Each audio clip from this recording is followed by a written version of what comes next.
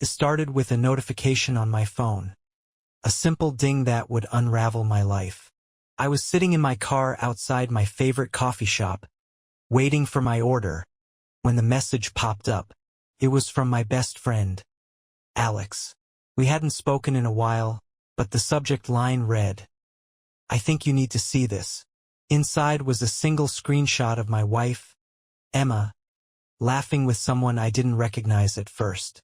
It was a candid photo, her hand on the man's shoulder, her smile radiant. But it wasn't me she was smiling at. I stared at the image for what felt like an eternity, the edges of my vision blurring. Alex's next message brought me back to reality. Asterisk, that's from her trip to Denver last month. I thought you said it was for work. Asterisk. It had been for work, or so she told me. She'd spent 3 days at a conference, texting me throughout about how dull the meetings were and how she couldn't wait to come home. But now, looking at the photo, I realized there was a piece of her trip she'd conveniently left out. I've always been the type to give people the benefit of the doubt, and for a brief moment, I convinced myself there could be an innocent explanation. But something about the intimacy in that photo, the way she leaned into him, gnawed at me. I called Alex immediately. "Where did you get this?" I asked, my voice tight. "It's all over social media," he said. "Her friend posted it last night." But I didn't want to say anything until I was sure it was from that trip. I thanked him and hung up, my mind racing. Social media. Emma had never mentioned anything about photos being taken, let alone shared. My hands trembled as I opened Instagram and searched for the friend Alex had mentioned. Sure enough, there it was. A carousel of photos from Denver, Emma featured prominently in several. And in more than one, the man from the screenshot was by her side. I scrolled through the captions, my stomach twisting with each one. Asterisk, what a weekend. Great company. Amazing memories. Asterisk, the comments were filled with heart emojis and inside jokes. One in particular stopped me cold. "You and Jacob look so cute together." Jacob. His name was Jacob. By the time I'd finished looking through the post, my coffee had gone cold, and my hands were numb. I drove home in silence, the weight of what I'd seen pressing down on my chest. When I walked through the door, Emma was in the kitchen, humming to herself as she chopped vegetables for dinner. She looked up and smiled when she saw me. "Hey, you're home early," she said brightly. I couldn't find the words to respond. Instead, I simply stared at her, searching for any sign of guilt. She didn't flinch under my gaze, which only made the knot in my stomach tighten. "Everything okay?" she asked, setting down the knife. I took a deep breath, my pulse pounding in my ears. "Who's Jacob?" Her smile faltered, just for a second. It was so quick I almost missed it, but it was enough. "Jacob?" she repeated, her tone light. "Oh, he's just someone I met at the conference." "Why?" "Because there are photos of you with him all over Instagram," I said, my voice sharper than I intended. "And they don't exactly look professional." Emma's cheeks flushed, and she looked down at the counter. "Oh, those. Yeah, a few of us went out for drinks one night and I guess someone took pictures. It's nothing." "It doesn't look like nothing," I said, stepping closer. "Why didn't you tell me about him?" Her head snapped up, her eyes narrowing. "Because it wasn't a big deal," she said, her tone defensive. "You're overreacting." Overreacting. The word hit me like a slap. I wanted to believe her, to chalk it up to a misunderstanding, but my gut told me there was more to the story. "Emma, I need you to be honest with me," I said, my voice low. "Is there something going on between you and Jacob?" Her hesitation was all the answer I needed. It was brief, just a flicker of doubt that crossed her face before she said, "No, of course not." But by then, the damage was done. That night, I slept on the couch, my mind replaying every moment of the past few months. The late nights at the office, the sudden interest in work trips, the way she'd started keeping her phone closer than usual. Each memory felt like a piece of a puzzle I didn't want to complete. The next morning, I decided I couldn't leave it at that. I needed answers, no matter how much they hurt. I started small, looking through our shared bank account for any unusual charges. It didn't take long to find them. Dinner at a high-end restaurant in Denver, tickets to a concert I'd never heard her mention, a hotel room upgrade on the night she was supposed to be attending a networking event. Armed with this information, I confronted her again. This time, there was no defensiveness, no denial, just silence. "How long has it been going on?" I asked, my voice breaking. She looked down at her hands, tears streaming down her face. "It wasn't supposed to mean anything," she whispered. "It was just, I don't know, a mistake." Her words shattered something inside me. Over the next few weeks, we had countless conversations, each more painful than the last. She insisted she wanted to work things out, that she loved me and regretted everything. But trust, once broken, is hard to rebuild. Eventually, I made the decision to leave. It wasn't easy, and there were moments I doubted myself. But as I packed up my things and drove away from the life we'd built together, I felt a strange sense of relief. I didn't know what the future held, but for the first time in months, I felt like I could breathe again. Looking back now, I see that betrayal doesn't have to define you. It can break you, yes, but it can also force you to grow in ways you never imagined. I'm still figuring out who I am without Emma, but I'm learning to find strength in the process. And that, I think, is its own kind of healing. After leaving Emma, I moved into a small apartment on the other side of town. It wasn't much, just a one-bedroom with creaky floors and outdated appliances. But it was mine. For the first time in years, I didn't have to tiptoe around anyone else's feelings or navigate the tension of a broken relationship. The quiet was both a comfort and a reminder of everything I'd lost. At first, the days passed slowly. I buried myself in work, volunteering for extra projects and late-night deadlines to avoid going home to the emptiness. But no matter how busy I kept myself, the memories lingered. Emma's laugh, the way she used to curl up on the couch with a book, the plans we'd made for a future that no longer existed. One evening, as I was unpacking the last of my boxes, I found an old photo album tucked away at the bottom of a crate. It was filled with pictures from our early days together. Road trips, holidays, lazy Sundays spent doing nothing and everything. I flipped through the pages, the weight of what we'd had pressing down on me. But instead of feeling anger or regret, I felt something unexpected. Acceptance. Emma had betrayed me, yes, but holding on to that pain wouldn't change the past. It was time to focus on myself, to figure out who I was outside of that relationship. The first step was therapy. It wasn't easy admitting I needed help, but once I started going, I realized how much I'd been carrying. My therapist, a no-nonsense woman named Linda, helped me unpack not just the betrayal, but the patterns that had led me to stay in a relationship where my needs were often sidelined. "You've spent so much time being there for others," she said during one session. "But who's been there for you?" The question stayed with me long after I left her office. For years, I'd prioritized Emma's happiness over my own, convinced that if I just tried hard enough, I could make things work. Now, I realized how much of myself I'd lost in the process. Slowly, I started to rebuild. I picked up old hobbies I'd abandoned, like playing guitar and hiking. I joined a local running club, where I met people who didn't know me as Emma's husband, but simply as Nate. It was liberating to be seen for who I was, not who I'd been. One of the runners, a woman named Sarah, became a regular fixture in my life. She had an easy laugh and a way of making even the most mundane conversations feel meaningful.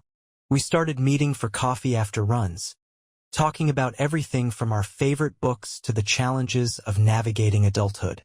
"You've been through a lot," she said one morning as we sat on a park bench, the steam from our cups curling into the crisp autumn air. "But it sounds like you're figuring things out." Trying to, I admitted. It's not easy, though.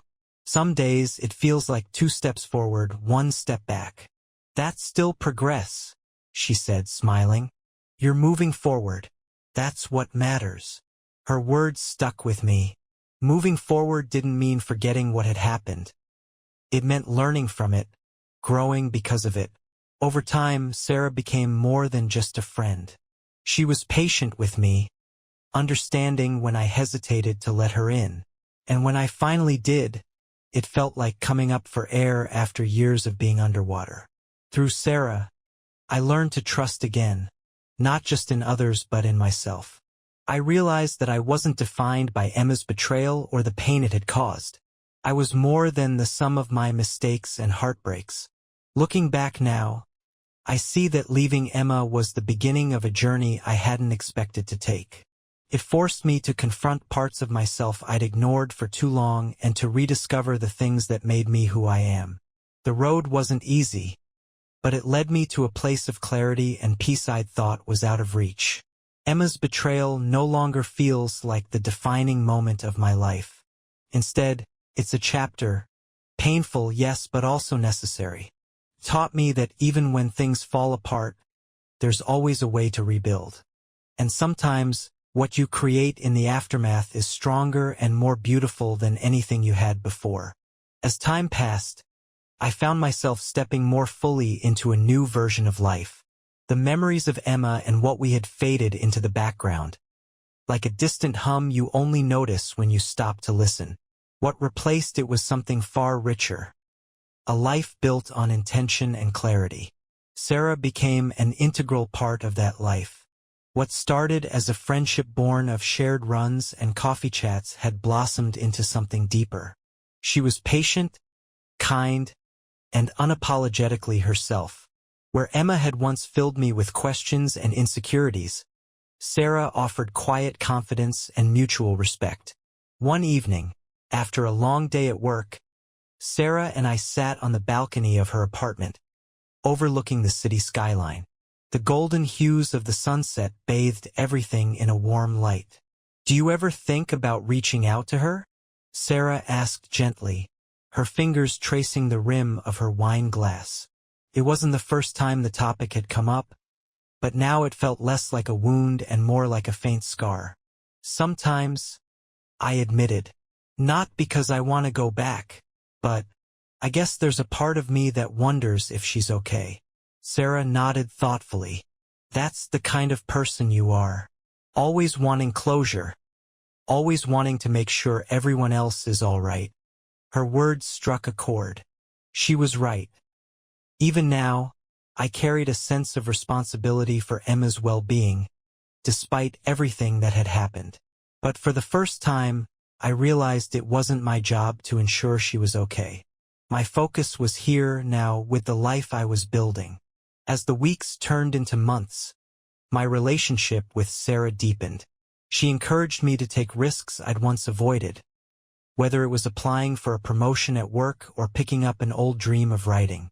"You've got stories worth telling," she said one evening as I hesitated over a blank page. "Don't let them stay trapped in your head." With her support, I started writing again. It was clumsy at first, but soon the words began to flow. Each sentence a reflection of the journey I'd taken. I wrote about love and loss, about rebuilding and rediscovering oneself. And as the pages filled, so did my sense of purpose. Then, one day, an unexpected email arrived in my inbox. The subject line read, "Long time no see." It was from Emma. My heart raced as I opened it, unsure of what I would find. Her message was brief but sincere. She apologized for the pain she'd caused and shared that she'd been working through her own healing. She didn't ask for forgiveness, only that I know she was sorry. I stared at the screen for a long time, emotions swirling.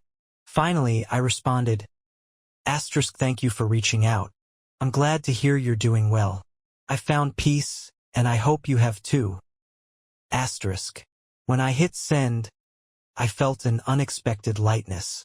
It wasn't about reconciliation or reopening old wounds. It was about acknowledging the past without letting it define the future.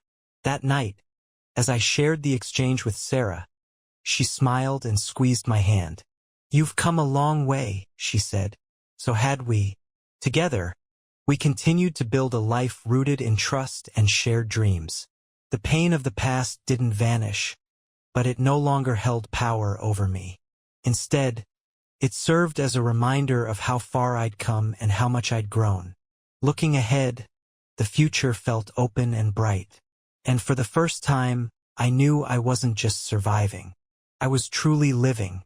Months turned into a year, and life continued to evolve in ways I hadn't anticipated. Sarah and I settled into a rhythm that felt effortless, a partnership built on mutual understanding and respect. The milestones we reached together, moving in, planning trips, even adopting a scrappy rescue dog named Milo, were quiet affirmations of how far we'd both come. One afternoon, as we hiked a wooded trail near our home, Sarah stopped abruptly and turned to me. "Do you ever wonder what might have happened if things had been different?" she asked. Her question caught me off guard, but I took a moment to think. "You mean with Emma?" Sarah nodded. "Not because I think you should, but I don't know. Sometimes I wonder if you've completely closed that chapter." I reached for her hand, the coolness of her skin grounding me. "I've thought about it," I admitted. "Not in the sense of wanting to go back, but to understand how it shaped me. What I've realized is that it's less about what could have been and more about what is. What we're building now. That's what matters to me." Her smile was small but warm.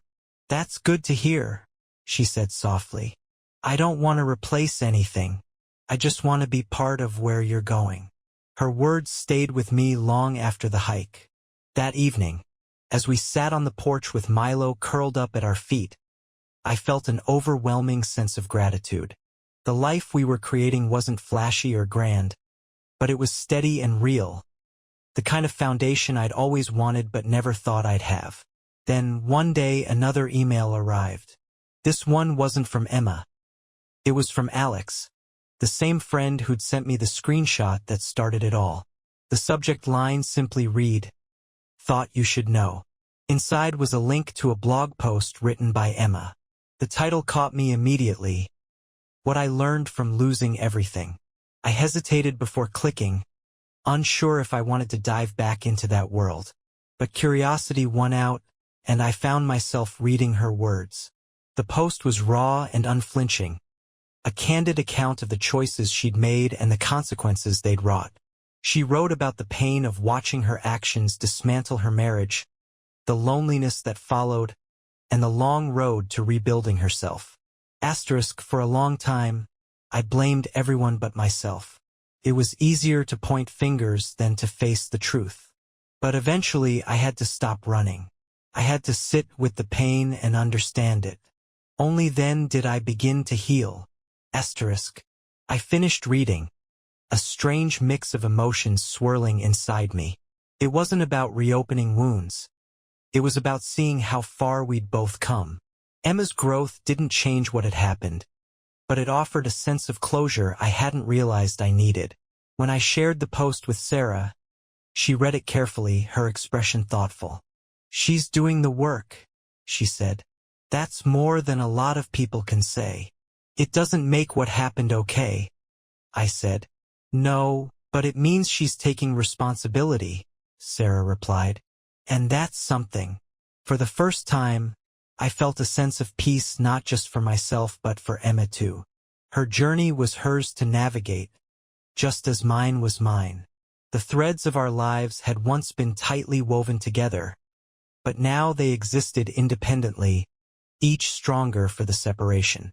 A year later, Sarah and I stood together on the same beach where I'd once wrestled with the pain of betrayal. The waves lapped gently at the shore, their rhythm a reminder of life's constancy.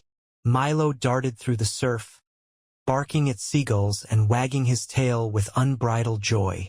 "Do you think we'll ever stop looking back?" Sarah asked, her voice soft against the backdrop of the ocean.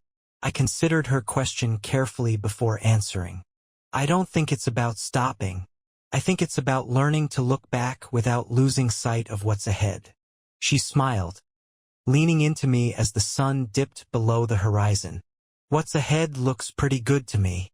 As the sky turned shades of gold and crimson, I felt the weight of the past lift a little more. We'd come so far, and the road ahead was wide open. Together, we were writing a new story, one filled with trust, love, and the kind of quiet resilience that can only come from weathering the storms of life and finding your way to calmer seas. A few more years passed, and the life Sarah and I had built together continued to grow in ways I never imagined. Our small, steady existence had become something extraordinary in its own right, not because it was perfect, but because it was authentic. Every decision, every step forward was made with purpose. One spring morning, as we were walking Milo through the park, Sarah turned to me with a playful smile. "Do you think we're ready for the next chapter?" she asked. "Next chapter," I repeated, tilting my head. "I was thinking, maybe it's time we think about expanding our little family," she said, her voice soft but confident. "What do you think about kids?" Her question caught me off guard, but not in a bad way. For a moment, I imagined what our life might look like with a child running alongside Milo, their laughter echoing through the house. It was a future I hadn't dared to picture after everything I'd been through. But with Sarah, it felt not just possible but right. "I think," I said, reaching for her hand, "I'd like that a lot." The months that followed were filled with excitement and preparation. We talked endlessly about what kind of parents we wanted to be, our hopes for the future, and the values we wanted to pass on. It felt like a culmination of all the healing and growth we'd done, a testament to the life we'd rebuilt together. As we moved into this new phase, I found myself reflecting on the journey that had brought me here. Emma's betrayal had once felt like an ending, but now I saw it as a beginning.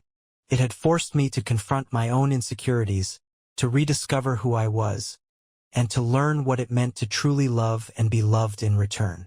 One evening, as Sarah and I sat on the porch watching the sunset, I felt a wave of gratitude wash over me. "You know," I said, breaking the comfortable silence, "I don't think I've ever felt this content before. Not just happy, but grounded. Like I'm exactly where I'm supposed to be." Sarah smiled, leaning her head against my shoulder. "That's because we've done the work to get here, and we'll keep doing it together." Her words were a simple reminder of how far we'd come. The pain and uncertainty of the past no longer felt like weights dragging me down. Instead, they were stepping stones that had led me to this moment. And for the first time, I felt truly free to embrace whatever came next. The road ahead wasn't guaranteed to be smooth. Life rarely is. But as I looked at Sarah, at Milo curled up at our feet, and at the horizon stretching endlessly before us, I knew one thing for certain. We were ready for whatever came our way. Together, we had turned our pain into strength, our scars into wisdom, and our love into something unshakable. And that, more than anything, was the greatest victory of all. The following year was a whirlwind of new beginnings. Sarah and I decided to take the leap and start the family we talked about on that spring morning. The journey wasn't without its challenges, but it brought us closer together in ways I hadn't thought possible. Each small milestone, from decorating the nursery to picking out names, felt like a celebration of the life we'd worked so hard to build. When our daughter, Lily, was born, it was as if the world had shifted. Holding her for the first time, I felt an overwhelming sense of purpose and love. Sarah's eyes met mine, and in that moment, I knew we'd created something extraordinary. Not just Lily, but the family and the foundation she was born into. As Lily grew, so did our sense of gratitude for the simple joys of life. Watching her take her first steps, hearing her laugh as Milo chased her around the yard, and seeing Sarah's gentle way of guiding her. These were the moments that defined our days. They were reminders that healing isn't just about moving on. It's about building something new and better. One evening, as we were putting Lily to bed, Sarah turned to me with a thoughtful expression. "Do you ever think about writing it all down?" she asked. "Writing what down?" I replied, tucking the blanket around Lily. "Everything," Sarah said. "Your story, our story. I think it could help people." The idea had crossed my mind before, but hearing Sarah suggest it made it feel more tangible. Over the next few months, I began jotting down memories, lessons, and reflections. It wasn't just a way to process everything we'd been through. It was a way to honor the journey and share the hope that had come from it. The project took shape slowly, but it became something I looked forward to each day. I wrote about the pain of betrayal, the uncertainty of starting over, and the joy of finding love and purpose again. As the pages filled, I realized how much I'd learned about resilience, forgiveness, and the strength that comes from facing life's challenges head-on. When I finally finished the manuscript, I showed it to Sarah.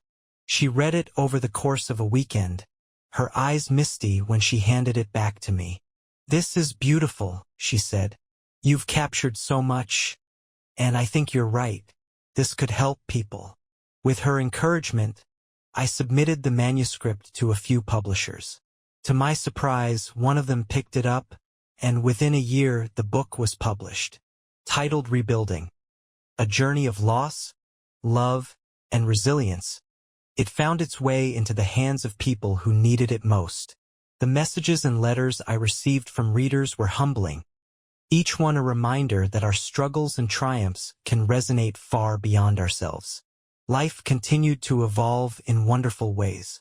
Lily started school, her boundless curiosity and kind heart bringing joy to everyone she met. Sarah expanded her career, finding new ways to combine her creativity with her passion for helping others.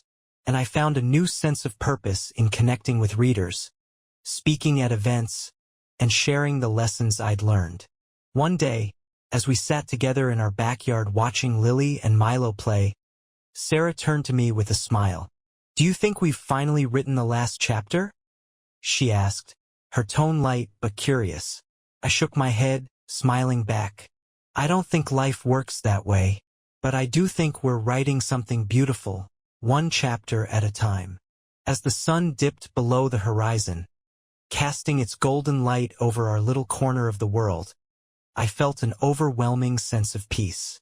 The road that had brought us here had been long and winding, but it had led to something greater than I ever could have imagined. Together, we had turned pain into purpose, and now we were living a story worth sharing.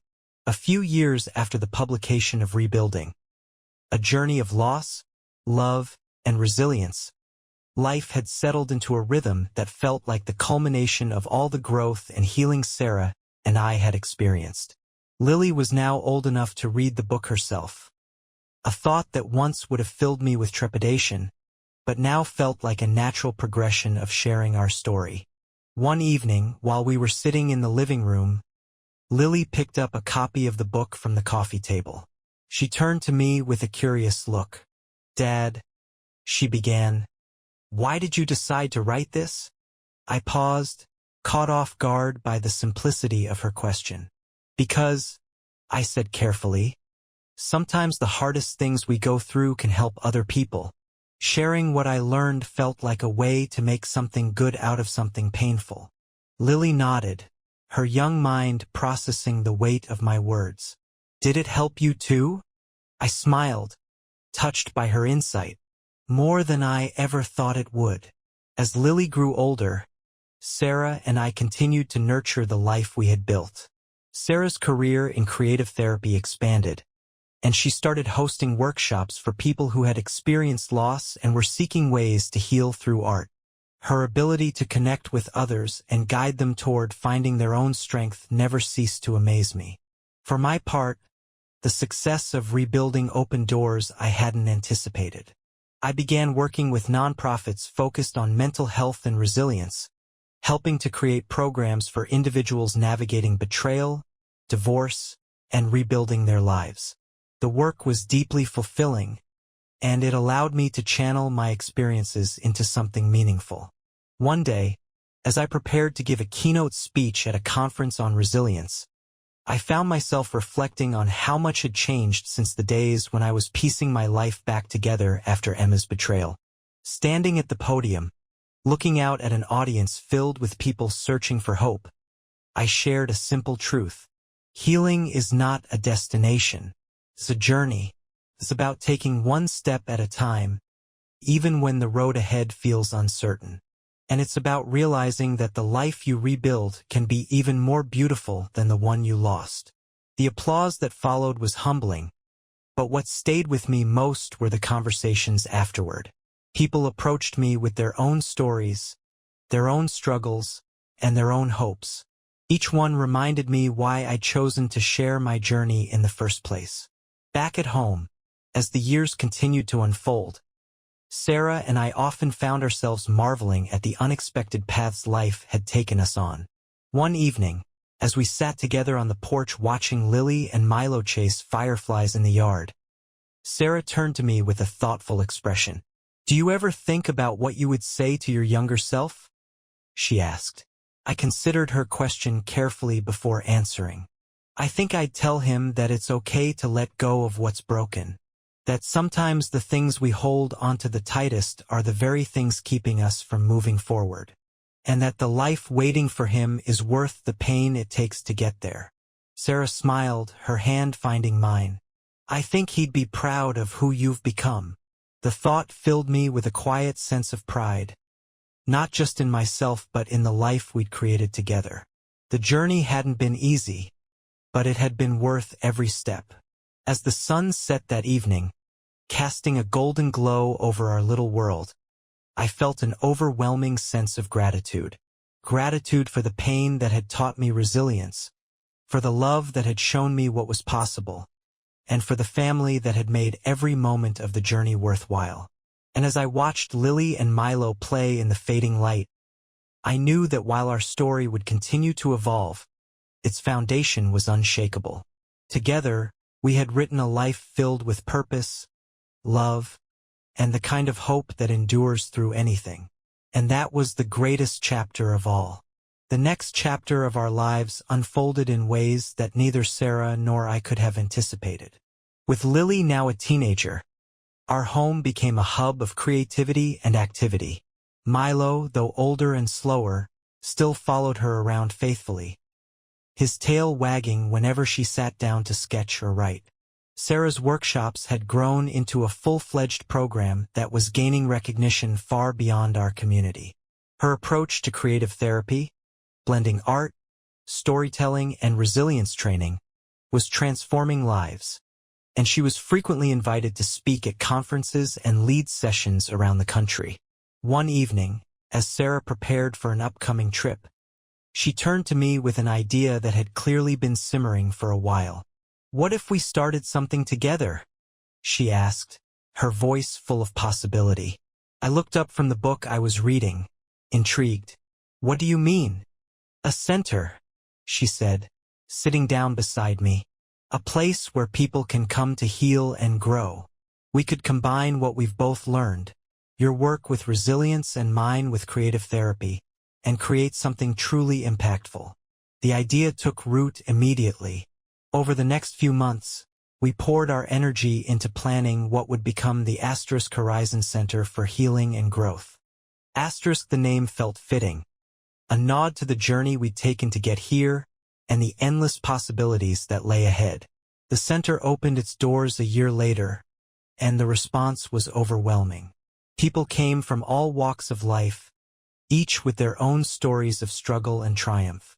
We offered workshops, retreats, and one-on-one sessions, blending creativity, mindfulness, and practical strategies for building resilience. Watching our vision come to life was both humbling and exhilarating. Lily became a part of the center as well, volunteering her time to help with events and sharing her own budding talents as an artist. She had a knack for connecting with others, her kindness and empathy evident in everything she did. It was clear she'd inherited Sarah's ability to make people feel seen and valued. As the years went on, the center grew, but it never lost its intimate, personal touch. Sarah and I made a point to stay involved in every aspect, from leading sessions to simply being there to listen when someone needed to talk. The work was deeply fulfilling, a reminder of how far we'd come and how much we could offer others. One evening, as we closed up the center after a particularly moving retreat, Sarah and I stood together in the quiet, looking out at the moonlit garden. "Do you ever think about how different things might have been?" she asked, her voice soft. I thought about it for a moment before answering. "I do, but not with regret.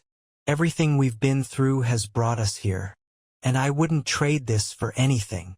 She smiled, leaning into me. "Me neither." As we walked hand in hand to the car, I felt a profound sense of peace. The life we'd built was more than I ever could have hoped for, and the future felt full of promise. Together, we'd taken the broken pieces of our past and turned them into something beautiful, something enduring. And as the lights of the center faded into the distance, I knew we were exactly where we were meant to be. As the Horizon Center for Healing and Growth entered its 10th year, the milestone felt monumental, not just for what we'd built, but for the lives we'd touched along the way. Sarah and I stood at the entrance, welcoming guests for an anniversary celebration.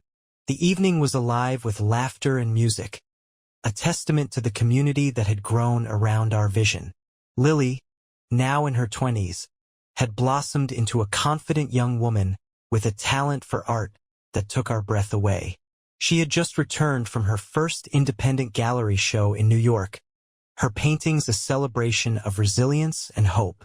Watching her speak to a small group of attendees about her journey, I felt an overwhelming sense of pride.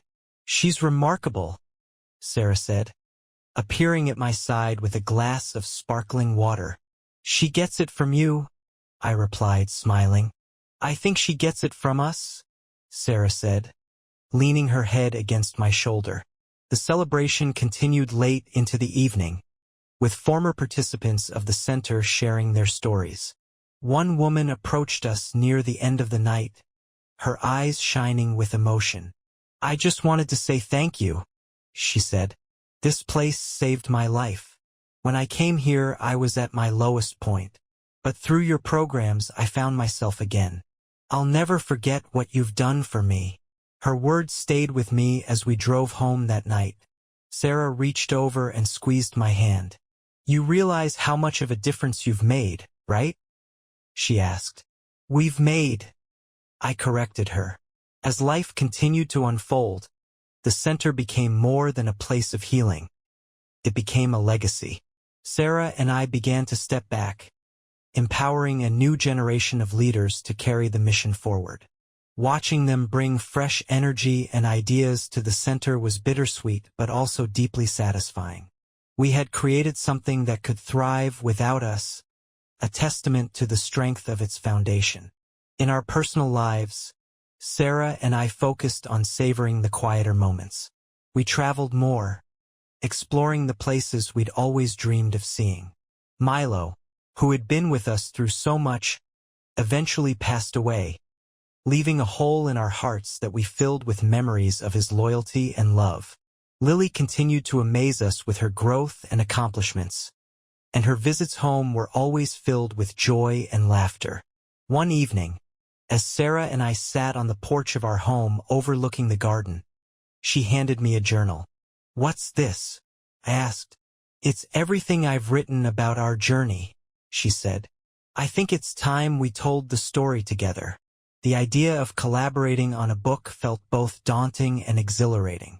Over the next year, we poured our hearts into writing, revisiting the highs and lows of our shared journey. The process was cathartic, a reminder of how far we'd come and how much we'd overcome together. When the book, Horizon, A Shared Journey of Healing and Love, was published, it was met with an outpouring of support. Readers connected with our story in ways we hadn't anticipated, sharing how it inspired them to seek healing, pursue their passions, or simply hold on to hope. It was the final piece of the puzzle, a way to honor not just our journey, but the countless others who had walked through the doors of the Horizon Center. As Sarah and I sat together at a book signing, watching people line up to speak with us, I turned to her and smiled. "Do you ever think about how we got here?" I asked. She nodded, her eyes glistening. "Every day. And I wouldn't change a single step of the way. Neither would I." The journey had been messy and painful, but it had also been beautiful and transformative. Together, we'd built a life that wasn't just about surviving but thriving. A life filled with love, purpose, and endless possibilities. And as I signed another copy of our book, I knew that our story was far from over. It was simply evolving one chapter at a time.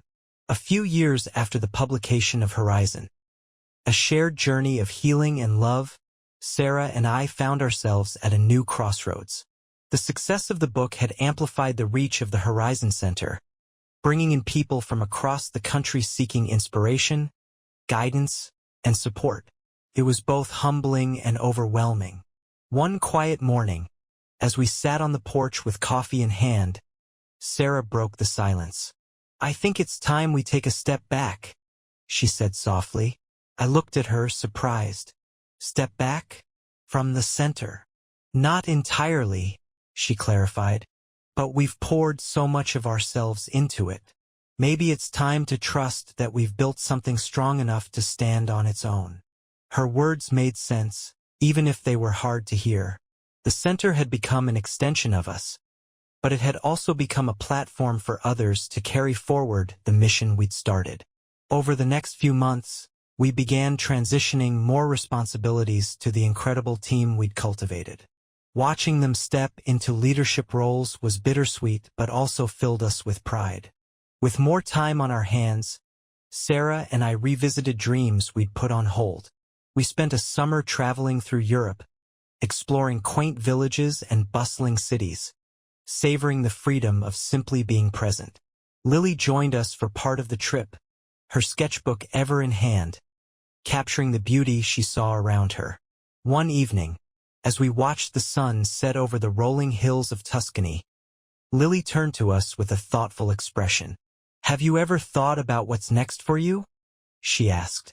"This feels like enough," Sarah said, her gaze on the horizon. "But I think there's always room for something new." Lily smiled. "Maybe that something new is helping others tell their stories," she suggested. "You've inspired so many people with yours. What if you created a space for them to do the same?" The idea lingered with us long after the trip ended. Back home, we began laying the groundwork for a new project, a storytelling retreat that would combine writing, art, and personal growth. The retreats were intimate, held in serene settings, and quickly became a cherished addition to our work. Participants from all walks of life came to share their stories, finding not just their voices, but also a community of support and understanding. The retreats were as transformative for us as they were for those who attended. Each story we heard was a reminder of the resilience of the human spirit and the power of connection. As the years continued to pass, Sarah and I found ourselves reflecting more often on the legacy we were leaving behind. One afternoon, while organizing some old files, I stumbled upon a letter from a participant who had attended one of our earliest retreats. "Your center gave me the courage to start over," it read. "I never thought I'd find peace after everything I'd been through, but you showed me that it was possible. Thank you for helping me see the light again." I shared the letter with Sarah, and we sat together in quiet gratitude for the journey that had brought us here. "We've been so lucky," she said, her voice filled with emotion. "We have," I agreed, "and I think the best way to honor that is to keep paying it forward." Our lives became a balance of reflection and forward motion, a testament to the idea that growth is never truly finished. We continued to evolve, to dream, and to create, knowing that every step we took was part of a story still unfolding. And as we watched the next generation of leaders at the Horizon Center take the reins, as Lily's art continued to inspire, and as the retreat participants shared their voices with the world, we knew we'd done what we set out to do. Build something lasting, something meaningful, something that would endure long after we were gone. The horizon was always there, always calling, and we were grateful to keep moving toward it, together. The years that followed the inception of our storytelling retreats marked a period of profound transformation, not just for Sarah and me, but for everyone who passed through the spaces we had created. The Horizon Center, now thriving under new leadership, remained a beacon of hope, while the retreats became our personal passion project, allowing us to connect with people on a deeper level. One retreat, held in the quiet beauty of the Pacific Northwest, stood out. Among the attendees was a man named Ben, who had recently retired after decades in corporate America. He arrived guarded, unsure of what he hoped to gain, but by the end of the week, he shared a story that left us all moved. "I spent so much of my life climbing a ladder that led nowhere," he said, his voice trembling with emotion. "This is the first time I've felt seen, heard, and understood. Thank you for creating this space." Moments like this reminded us why we had chosen this path. Every story shared, every connection made, reinforced the idea that healing and growth were universal pursuits, woven through the fabric of every life. As Lily's career as an artist continued to flourish, she began incorporating the themes of resilience and storytelling into her work. Her exhibitions became interactive experiences, inviting viewers to share their own journeys, blending art and community in ways that felt both innovative and deeply human. One evening, after attending one of Lily's exhibitions, Sarah and I sat on a bench overlooking the city skyline. The air was crisp, the stars bright, and the hum of the city below was a comforting reminder of the vibrancy of life. "Do you think we've done enough?" Sarah asked, her voice soft. I turned to her, taking her hand in mine. "I think we've done more than we ever thought possible. But the beauty of this journey is that there's always more to give, more to discover." She smiled, leaning her head on my shoulder. "I like that. Always moving forward, always growing." In the years that followed, our lives remained a tapestry of love, purpose, and connection. We traveled, explored, and cherished the time we had with one another, with Lily, and with the ever-expanding community that had grown around us. Each step forward felt like a continuation of a story we were still writing, one filled with gratitude for the past and hope for the future. And as we stood together on yet another horizon, the sun setting behind us, I felt the same sense of quiet joy that had carried us through every chapter of our lives. Together, we had turned pain into purpose, and now, as always, we were ready for whatever came next. As the years went on, the storytelling retreats evolved into something far beyond what Sarah and I had initially imagined. What began as small, intimate gatherings in quiet corners of the country grew into a network of events that spanned the globe. From the rolling hills of Ireland to the serene beaches of Bali, the retreats became a sanctuary for people seeking to rediscover themselves through the power of their own stories. One retreat in particular stood out, a gathering in Kyoto during the cherry blossom season. The air was crisp, and the pink petals danced in the wind, creating a surreal, almost magical atmosphere. Among the participants was a young woman named Hannah, a writer struggling to finish a novel that had been years in the making. During one of the group sessions, she shared her frustration.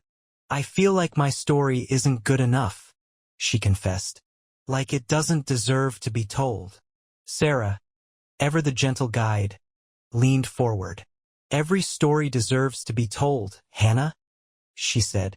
"Sometimes, the act of telling it is more important than how it's received." Hannah's journey over the course of the retreat was transformative. By the final evening, she stood before the group and read an excerpt from her novel, her voice trembling but resolute. The applause that followed was thunderous, a collective acknowledgement of her courage. Months later, she sent us a signed copy of her finished book, along with a note that read, "Thank you for helping me believe in my voice."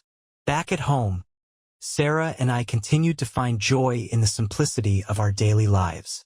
Lily, now an established artist with her own studio, often joined us for dinners where we would exchange stories of our respective projects. Milo's absence was still felt, but the memories of his loyal companionship brought smiles rather than sadness. One day, as Sarah and I walked through the fields near our home, she stopped suddenly and turned to me with a thoughtful expression. "What if we created a book about the retreats?" she asked. "Not just our story, but the stories of the people who've come through them. A collection of voices, showing the world how powerful storytelling can be." The idea sparked something in me. Together, we began reaching out to past participants, inviting them to share their experiences. The response was overwhelming. Letters, essays, poems, and even artwork poured in, each piece a testament to the resilience and creativity of the human spirit. The book, titled Threads of Resilience, Stories of Healing and Growth, became a bestseller, touching lives in ways we could never have anticipated. It was a reminder that while our journey had been unique, the themes of struggle, healing, and connection were universal. As the years turned into decades, Sarah and I found ourselves reflecting more and more on the legacy we were leaving behind. The retreats, the books, and the Horizon Center had all grown into something greater than us, carried forward by the incredible people we'd had the privilege of working with. One evening, as we sat on our porch watching yet another breathtaking sunset, Sarah reached for my hand. "Do you think they'll remember us?" she asked, her voice tinged with both curiosity and vulnerability. I squeezed her hand, smiling. "They'll remember what we built. And more importantly, they'll carry it forward in ways we can't even imagine." And that was enough. The horizon was always there, always calling. And though our roles had shifted over the years, our journey had been one of purpose, love, and endless discovery. Together, we had written a story that would endure, carried on by the countless lives it had touched. And as we sat together, bathed in the golden light of dusk, I felt an unshakable peace, knowing we had done exactly what we were meant to do. As the years went on, the storytelling retreats evolved into something far beyond what Sarah and I had initially imagined. What began as small, intimate gatherings in quiet corners of the country grew into a network of events that spanned the globe. From the rolling hills of Ireland to the serene beaches of Bali, the retreats became a sanctuary for people seeking to rediscover themselves through the power of their own stories. One retreat in particular stood out, a gathering in Kyoto during the cherry blossom season. The air was crisp, and the pink petals danced in the wind, creating a surreal, almost magical atmosphere. Among the participants was a young woman named Hannah, a writer struggling to finish a novel that had been years in the making. During one of the group sessions, she shared her frustration. "I feel like my story isn't good enough," she confessed. "Like it doesn't deserve to be told." Sarah, ever the gentle guide, leaned forward. "Every story deserves to be told, Hannah," she said. "Sometimes, the act of telling it is more important than how it's received." Hannah's journey over the course of the retreat was transformative. By the final evening, she stood before the group and read an excerpt from her novel, her voice trembling but resolute. The applause that followed was thunderous, a collective acknowledgement of her courage. Months later, she sent us a signed copy of her finished book, along with a note that read, "Thank you for helping me believe in my voice." Back at home, Sarah and I continued to find joy in the simplicity of our daily lives. Lily, now an established artist with her own studio, often joined us for dinners where we would exchange stories of our respective projects. Milo's absence was still felt, but the memories of his loyal companionship brought smiles rather than sadness. One day, As Sarah and I walked through the fields near our home, she stopped suddenly and turned to me with a thoughtful expression. "What if we created a book about the retreats?" she asked. "Not just our story, but the stories of the people who've come through them. A collection of voices, showing the world how powerful storytelling can be." The idea sparked something in me. Together, we began reaching out to past participants, inviting them to share their experiences. The response was overwhelming. Letters, essays, poems, and even artwork poured in, each piece a testament to the resilience and creativity of the human spirit. The book, titled Threads of Resilience, Stories of Healing and Growth, became a bestseller, touching lives in ways we could never have anticipated.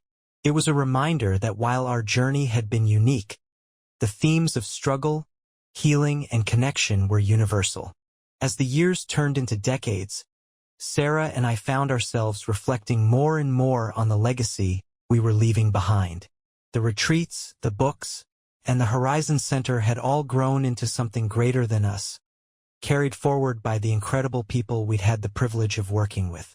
One evening, as we sat on our porch watching yet another breathtaking sunset, Sarah reached for my hand. "Do you think they'll remember us?" she asked, her voice tinged with both curiosity and vulnerability. I squeezed her hand, smiling. "They'll remember what we built. And more importantly, they'll carry it forward in ways we can't even imagine." And that was enough. The horizon was always there, always calling. And though our roles had shifted over the years, our journey had been one of purpose, love, and endless discovery. Together, we had written a story that would endure, carried on by the countless lives it had touched. And as we sat together, bathed in the golden light of dusk, I felt an unshakable peace, knowing we had done exactly what we were meant to do. The following spring, a new chapter began to unfold. Lily approached us with an idea that blended her artistic vision with the ethos of the retreats. She proposed a traveling exhibition that would showcase the stories from Threads of Resilience, pairing them with visual art inspired by the narratives. The goal was to bring these voices to a wider audience, allowing people to experience the transformative power of storytelling in a new way. "It's not just about the art," Lily explained over dinner one evening. "It's about creating a space where people can connect with these stories and find pieces of themselves in them." Sarah and I were immediately on board. Over the next year, we worked closely with Lily to curate the exhibition. The project took us to cities across the globe, from Paris to Cape Town to Tokyo. Each stop was met with an outpouring of emotion and engagement, as visitors shared how the stories resonated with their own lives. At the exhibition's final stop in New York, Sarah and I stood with Lily, watching as people moved through the gallery. The room was alive with conversation and reflection, a tangible reminder of the impact of the work we'd all contributed to. "This feels like the culmination of everything we've worked for," Sarah said, her eyes shining. "It's a legacy," I agreed, "one that's still growing." As the exhibition came to a close, we knew our roles would continue to evolve. But the foundation we'd built, one of resilience, connection, and creativity, was strong enough to carry on, no matter where the future took us. And as we stepped into the next chapter, hand in hand, I felt nothing but gratitude for the journey that had brought us here. As the exhibition wrapped up and the echoes of its impact spread far and wide, Sarah, Lily, and I found ourselves standing at yet another crossroads. The overwhelming success of the traveling exhibition opened new doors and possibilities we hadn't foreseen. "What if we create a permanent space for this?" Lily suggested one evening over dinner. "A place where people can come not just to view the art but to add their own stories. A living, breathing archive of resilience and creativity." Her idea sparked a conversation that lasted late into the night. By the time we finally went to bed, a new vision had taken shape. A cultural and creative center dedicated to the intersection of art, storytelling, and healing. It would be a place where people could share, learn, and grow, a natural extension of the retreats and exhibitions we'd already built. Over the next year, the three of us poured our energy into bringing this idea to life. We secured a location in a historic building in Chicago, its soaring ceilings and light-filled rooms providing the perfect backdrop for our vision. Renovations transformed the space into a combination gallery, workshop area, and community hub. When the doors of the Resilience Collective officially opened, the response was nothing short of extraordinary. The inaugural event featured an immersive exhibition combining art from the traveling showcase, stories from Threads of Resilience, and live storytelling sessions. Visitors were invited to leave their own stories, which were added to a growing archive displayed digitally and physically throughout the space. One visitor, a high school teacher named Marcus, approached me during the opening. "This is incredible," he said. "My students would benefit so much from seeing this. It's not just art or stories, it's humanity." His words reaffirmed why we'd undertaken this project. The Resilience Collective quickly became a vibrant part of the community, hosting regular workshops, lectures, and storytelling events.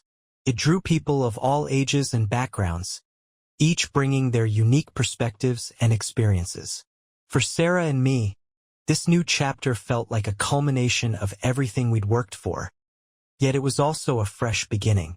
We spent our days immersed in the work, collaborating with artists and storytellers, and supporting those who sought healing through creativity. Lily's role as creative director brought her talents to the forefront, and watching her lead with passion and grace filled us with pride. One quiet evening, as we walked through the now empty gallery after a particularly moving event, Sarah turned to me with a soft smile.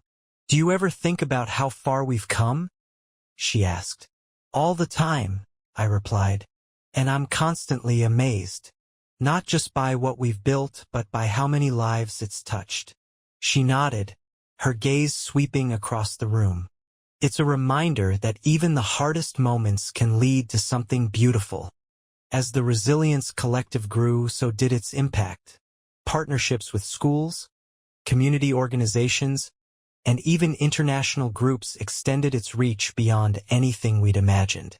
Stories continued to pour in, each one a testament to the strength of the human spirit. Years later, during a celebration marking the 10th anniversary of the collective, I stood on stage with Sarah and Lily by my side. Looking out at the crowd of supporters, collaborators, and friends, I felt an overwhelming sense of gratitude. "This journey has been one of transformation," I began. "What started as a way to heal ourselves has become a movement that celebrates resilience in all its forms. Every story shared here is a reminder of the power we hold when we choose to connect, to create, and to hope." The applause that followed was a thunderous wave of love and support. As I looked at Sarah, her eyes bright with emotion, and Lily, whose vision had brought us to this moment, I knew that we had built something enduring, a legacy of resilience and creativity that would live on, inspiring generations to come. The 10th anniversary of the Resilience Collective marked not just a celebration of the past, but a turning point for its future. The event had been a resounding success, with stories shared, connections deepened, and new partnerships forged. As the last guests filtered out and the lights dimmed, Sarah, Lily, and I sat together in the quiet of the gallery, reflecting on the journey that had brought us here. "I never imagined it would grow into this," Sarah said, her voice filled with wonder. "It's bigger than anything we dreamed of, because it's not just about us anymore," Lily added, her eyes sparkling with pride. "It's about everyone who's walked through these doors and left a piece of themselves behind." Her words stayed with me as the days turned into weeks. The Resilience Collective had become more than a project or even a legacy. It was a living entity, shaped by the countless lives it touched. And while Sarah and I had been the architects of its foundation, it was clear that its future would be built by others. The realization brought a sense of peace but also a question. what came next for us. With the collective thriving under Lily's leadership and a dedicated team carrying its mission forward, Sarah and I found ourselves with something we hadn't had in decades. Time. What if we took a step back? Sarah suggested one evening as we sat on our porch, watching the sunset. Not to leave it behind, but to explore what else is out there for us. Her words stirred something in me. For so long, our lives had been intertwined with the work of building and nurturing the collective. The idea of stepping away, even slightly, felt both liberating and daunting. Where would we start? I asked. Sarah smiled. Maybe by rediscovering ourselves. Traveling. Writing. Who knows? Over the next year, we gradually transitioned many of our day-to-day responsibilities to the collective's leadership team. Lily, with her vision and passion, became the heart of the organization, while Sarah and I began charting a new course. We started small. A trip to the mountains, evenings spent revisiting old hobbies, and quiet mornings where the only agenda was enjoying each other's company. But as we explored this new phase of life, the desire to contribute in a different way began to take shape. During our travels, we encountered communities with untapped potential, places where art and storytelling could ignite change but lacked the resources to do so. What if we took the essence of the collective and brought it to these places? Sarah suggested during a late-night conversation in a small seaside town in Portugal. Portable workshops, pop-up galleries, storytelling events that don't require a permanent space. The idea was invigorating. We envisioned a traveling initiative that would bring the principles of resilience and creativity to communities around the world, empowering people to share their stories and discover their strengths. We called it the Resilience Road, and over the next few months we set it into motion. The first stop was a small village in the Appalachian Mountains, where we partnered with a local school to host workshops for students and their families. The response was overwhelming, with participants sharing stories that span generations.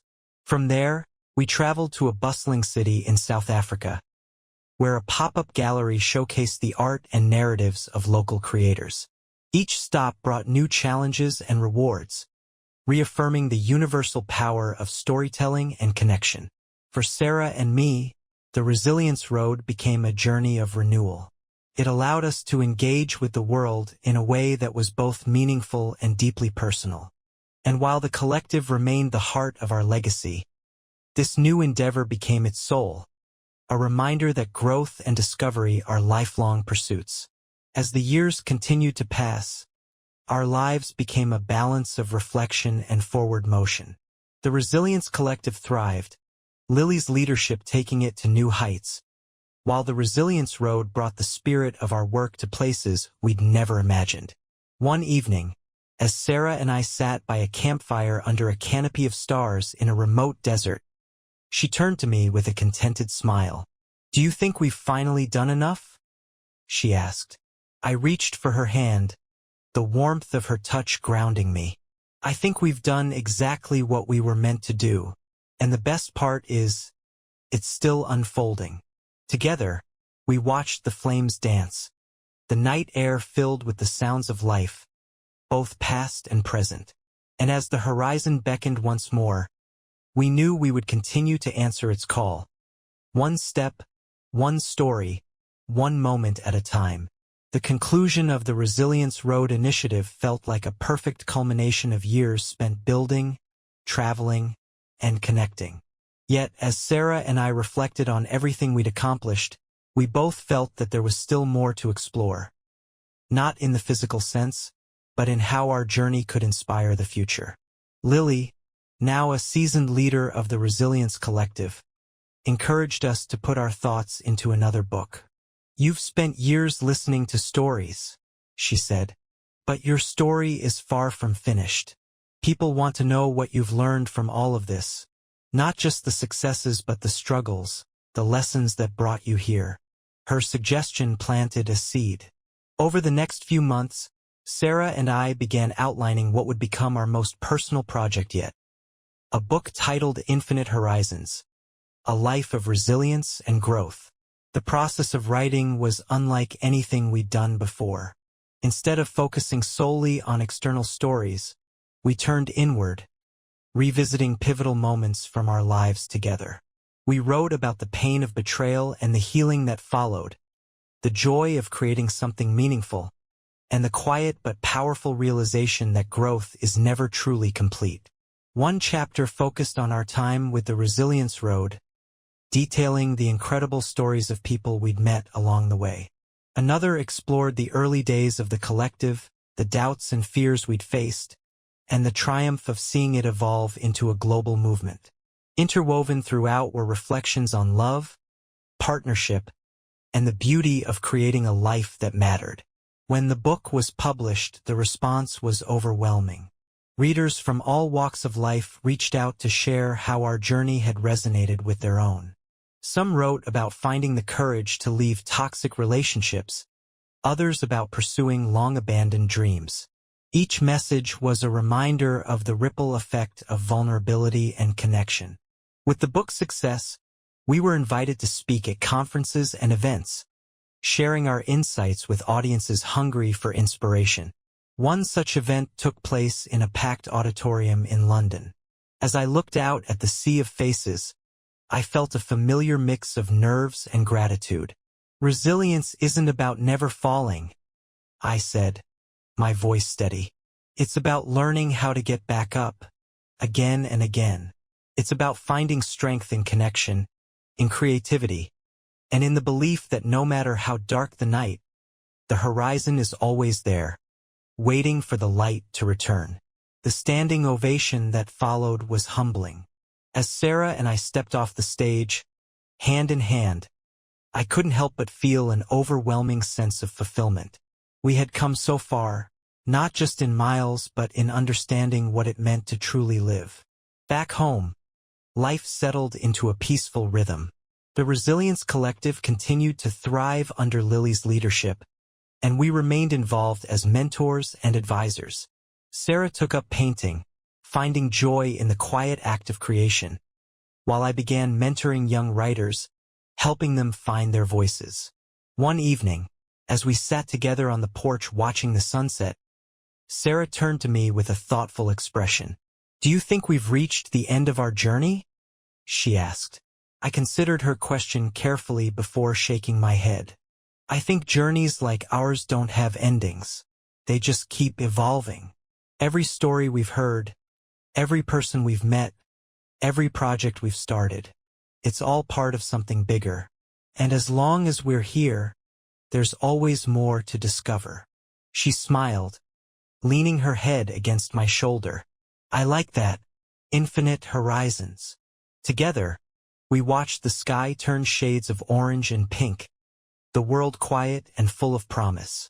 Our story was far from over, and that was exactly as it should be. As Sarah and I stepped into the next chapter of our lives, we carried with us the realization that the work we had started was no longer just ours. It belonged to the world, to the people who had taken our message and transformed it into their own journeys of resilience. Lily's leadership of the Resilience Collective continued to grow, and under her guidance, it became a global beacon for creativity and healing. The collective expanded its reach, partnering with schools, community centers, and even international organizations dedicated to mental health and personal growth. Watching Lily flourish in her role filled us with pride and a deep sense of fulfillment. Meanwhile, Sarah and I focused on nurturing our own creativity. Her painting had evolved into a series that explored themes of rebirth and transformation, each piece a vibrant celebration of life's ability to renew itself. My mentoring of young writers became a project of its own, resulting in the publication of an anthology that featured their voices, raw, honest, and full of hope. One day, while organizing old photographs and letters, Sarah found a journal I had kept during the earliest days of our journey. Flipping through its pages brought back a flood of memories, not just of the challenges we had faced but of the love and determination that had carried us through. "You should publish this," Sarah said, her eyes alight with the idea. I laughed, shaking my head. "It's too personal. Who would want to read it? Anyone who's ever felt lost, she replied. Anyone who's searching for a way forward. Her words stayed with me. Over the next few months, I revisited the journal, weaving its entries into a narrative that captured not just my own journey, but the lessons Sarah and I had learned together. When the book, From Ashes to Horizons, A Personal Journey of Resilience, was published, it resonated deeply with readers. It was raw and unfiltered, a testament to the fact that even the most broken moments can lead to profound transformation. As the years continued to pass, Sarah and I found joy in the quieter moments of life. We spent our days exploring new places, rediscovering old hobbies, and deepening our connection to each other and the world around us. The work we had started with the Resilience Collective and the Resilience Road continued to flourish, but we no longer felt the need to steer it. We trusted in the people who had taken up the mantle, confident that the legacy would endure. One summer evening, as we sat by a lake watching the sun set over the water, Sarah turned to me with a smile. "Do you think we've finally reached our horizon?" she asked. I thought about her question, about everything we had accomplished and everything that still lay ahead. "No," I said, taking her hand. "I think the horizon is always moving, always calling us forward. But that's the beauty of it. It's not about reaching it.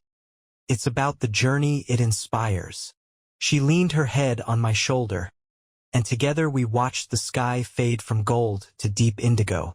The horizon, endless and full of promise, stretched before us. And as the first stars appeared,